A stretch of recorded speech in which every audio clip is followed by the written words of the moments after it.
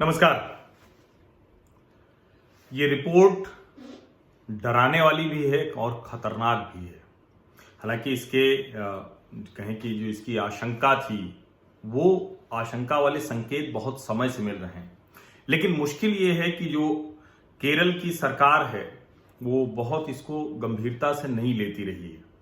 और पता नहीं जो खुफिया जानकारियां आ रही थी उसके आधार पर कितना कुछ उस नेटवर्क को तोड़ने पकड़ने की कोशिश की गई है। क्योंकि अगर आपको ध्यान में हो तो संयुक्त राष्ट्र संघ की जो रिपोर्ट आई है कल, उससे बहुत पहले केरल से ढेर सारे ऐसे जो एक्सट्रीमिस्ट थे उनके आईएसआईएस में जाकर शामिल होने की खबरें आती रही। बाकायदा तय करके कुछ लोगों को समूह में प्रशिक्षण के लिए आईएसआईएस में जाने की, और जिसको कहते हैं ना कि जो दुनिया भर में आईएसआईएस के जो रिक्रूटमेंट का जो सबसे बड़ा अड्डा है उसमें एक भारत भी बनता जा रहा है। और ये खतरनाक है भारत के लिए, ये बेहद खतरनाक है। और इसीलिए जब संयुक्त राष्ट्र संघ की वो रिपोर्ट आई है जो 26वीं रिपोर्ट है, जिसमें जो ये दरअसल संयुक्त राष्ट्र संघ की अलग अलग समितियां होती हैं और उन समितियों के जिम्मे काम होता है कि वो किसी एक विशेष काम पर फोकस करें और वो ध्यान देते हुए उसको विशेषज्ञता के साथ आगे बढ़ाएं। तो जो ये दुनिया के खूंखार संगठन हैं, अलकायदा, आईएसआईएस, डैश के नाम से काम करते हैं। भारत में अलकायदा AQIS के नाम से काम करता है, अलकायदा इन इंडियन सब कॉन्टिनेंट। तो ये जो सभी आतंकवादी संगठन हैं, इन पर जो नजर रखती है जो समिति, जो वो कहें कि यूएन की जो बॉडी है, उसकी 26वीं जो रिपोर्ट है वो कह रही है कि भारतीय उपमहाद्वीप में 200 के आसपास अलकायदा और आईएसआईएस के आतंकवादी हो सकते हैं। और ये 200 लोग कहां होंगे? तो जब वो भारत की बात करते हैं तो वो कहते हैं कि वो ज्यादातर केरल और कर्नाटक, यहां वो छिपे हो सकते हैं। सिर्फ केरल कर्नाटक का मसला नहीं है, जम्मू कश्मीर में भी हमने देखा कि कई बार ऐसी खबरें आती रही। हालांकि जम्मू कश्मीर पुलिस इसको पूरी तरह से खारिज कर रही है और वो कह रही है कि कोई भी ऐसा अलकायदा या आईएसआईएस का यहां नहीं है। लेकिन आपको याद हो कि जब दिल्ली में शाहीन बाग चल रहा था तो उस वक्त शाहीन बाग में जो एक दंपति पकड़े गए थे कश्मीरी, तो उनके भी इसी तरह के लिंक्स की बात सामने आई थी। और अभी जो खबरें आ रही हैं कि जो नागरिकता लेने के लिए अफगानिस्तान, पाकिस्तान और जो अलग अलग जगह के मुसलमान हैं वो ईसाई बन जा रहे हैं और ईसाई बन के माइनॉरिटी के तौर पर और वो नागरिकता लेने की कोशिश कर रहे हैं। ऐसी कई खबरें आ रही हैं और जब इन खबरों को हम सबको देखते हैं तो भले ही औपचारिक तौर पर, सीधे तौर पर जो हमारी सरकार या एजेंसियां या पुलिस इसको खारिज करे, लेकिन संयुक्त राष्ट्र संघ की जो ये रिपोर्ट है, जो आतंकवादी संगठनों पर नजर रखने वाली जो समिति है, उसकी ये रिपोर्ट काफी हद तक सही साबित होती है। और इसीलिए जब पुलिस इस जांच में पहुंचती है कि जो केरल का सोने की तस्करी का रैकेट है, जिसमें स्वप्ना सुरेश और ढेर सारे लोग हैं, जिसमें पिनराई विजयन की सरकार पर बहुत सीधे आरोप लग रहा है, जिसमें उनके जो प्रमुख सचिव शिवा शंकरन हैं, शिवा शंकरन के स्वप्ना सुरेश से बहुत नजदीकी रिश्ते थे।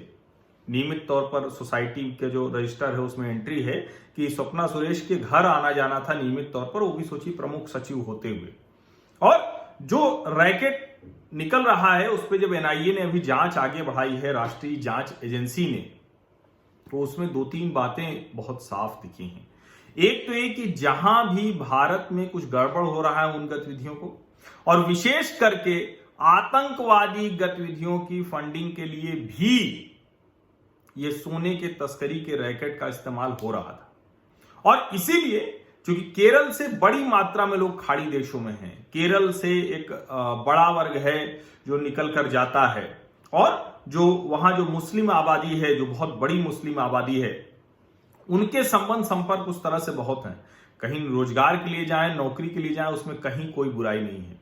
लेकिन जो ये एक्सट्रीमिस्ट, आतंकवादी, रेडिकल्स के साथ जो संबंध की खबरें आ रही हैं, और उसमें ये संयुक्त राष्ट्र संघ की रिपोर्ट ये साफ साफ कह रही है कि अलकायदा और आईएसआईएस के करीब 200 आतंकवादी हैं भारत में। अब निश्चित तौर पर उनका एक प्रशिक्षण का तरीका होता है, एक धीरे धीरे करके फिर वो योजना बनाते हैं। और कहा यह जा रहा है, उस रिपोर्ट में इस बात की चेतावनी दी गई है कि पूरे भारतीय उपमहाद्वीप में ये बहुत बड़ी योजना बना रहे हैं। जब भारतीय उपमहाद्वीप की बात करते हैं तो उसमें उस रिपोर्ट में कहा गया है कि केरल और कर्नाटक भारत में है, लेकिन भारत के अलावा पाकिस्तान, बांग्लादेश और म्यांमार, इन जगहों पर भी ये जो अलकायदा और आईएसआईएस के आतंकवादी हैं ये एक योजना बना रहे हैं और इन सभी जगहों पर हैं। यानी भारत के अलावा पाकिस्तान, बांग्लादेश और म्यांमार, यहां भी अलकायदा के आतंकवादी, आईएसआईएस के आतंकवादी छिपे हो सकते हैं। ये रिपोर्ट अभी जब कल आई तो उसके बाद अभी कोई औपचारिक, जिसको कहते हैं कि सरकार की तरफ से कुछ नहीं आया, लेकिन निश्चित तौर पर इंटेलिजेंस एजेंसियां वो देख रही होंगी, सक्रिय होंगी। हमें भी जरूर इस बात को लेकर सतर्क रहना है कि अगर कोई भी गतिविधि जो इस तरह की है वो कहीं दिखे तो हमें उसकी सूचना पुलिस को जरूर देनी चाहिए, खुफिया एजेंसियों को जरूर उस जानकारी को देना चाहिए। और केरल और कर्नाटक, इन दोनों जगहों की सरकारों को इस बात का ध्यान रखना चाहिए कि एक बार इस तरह के आतंकवादी संगठन पांव पसार लेते हैं तो फिर किसी भी सरकार, किसी भी व्यवस्था, किसी का भी कोई मतलब नहीं रह जाता है। तो मुझे लगता है कि इसको इस चुनौती की तरह लेंगे और जो भी ये 180 से 200 के बीच में संख्या बताई जा रही है उनको जल्दी से जल्दी पकड़कर उनके अंजाम तक पहुंचाएगी सरकार। बहुत बहुत धन्यवाद आप सभी लोगों का। और राजस्थान के घटनाक्रम पर भी बात करूंगा, जिस तरह की घटनाएं वहां चल रही उस सब पर दिन में बात करूंगा, और दूसरी जरूरी गतिविधि चल रही उस पर बात करूंगा, और राम मंदिर भव्य तैयारियां हो रही हैं, वहां क्या कुछ हो रहा है उस पर भी अलग से बात करूंगा। ये सारी बातचीत होती रहेगी, लेकिन फिलहाल अभी की बातचीत में इतना ही। और आप लोग सब्सक्राइब जरूर कर लीजिएगा, नोटिफिकेशन वाली घंटी भी जरूर दबा दीजिएगा, जिससे कि सामाजिक परिवार बड़ा हो और हमें ताकत मिलेगी। तो उस ताकत का इस्तेमाल हम पॉजिटिव नैरेटिव्स को बनाने में, जो कोई भी देश पर किसी भी तरह की जो स्थिति है, जो अच्छा है बुरा है वो सब बताएंगे, और अच्छा कैसे हो सकता है उस पर ज्यादा जोर रहेगा। निगेटिविटी की बात बहुत कम होगी। बहुत बहुत धन्यवाद।